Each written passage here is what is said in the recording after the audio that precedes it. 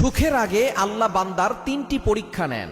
আপনারা যখন দেখবেন যে তিনটি পরীক্ষা আসছে, মনে করবেন যে আপনার কিছুক্ষণ পরেই সুখ আছে, কিছুদিন পরেই আপনার জীবনের স্বস্তি চলে আসতেছে। কারণ আল্লাহ পাক রব্বুল আলামিন নিজেই বলে দিয়েছেন, কোরআন খোলেন 30 নম্বর পারা 16 নম্বর পৃষ্ঠার 14 নম্বর লাইন, সূরাতুশ শারহের 6 নম্বর আয়াতে আল্লাহ বলছেন, ইন্নামা আল উসরি ইউসরা, there is happiness after suffering.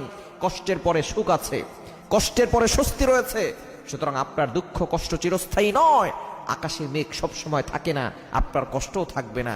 সুতরাং এই তিনটি পরীক্ষা আল্লাহ পাক রব্বুল আলামিন যখন নিবেন, মনে করবেন তারপরে আপনার সুখ আছে। এই সুখ দেওয়ার আগে আল্লাহ তাআলা তিনটি পরীক্ষা নেন। 1 নম্বর হচ্ছে ধৈর্যের পরীক্ষা। আল্লাহ তাআলা আপনাকে দেখতে চান যে আপনি ধৈর্য ধারণ করতে পারেন কিনা, আপনি ভেঙে পড়েন কিনা, আপনি আল্লাহর উপরে ভরসা করেন কিনা। এজন্য আল্লাহ তাআলা ধৈর্যের পরীক্ষা নেন। এজন্য আল্লাহ পাক রব্বুল আলামিন নিজে বলে দিয়েছেন, তোমরা ধৈর্য ধারণ করো, ইন্নাল্লাহা মা'আস সাবিরিন,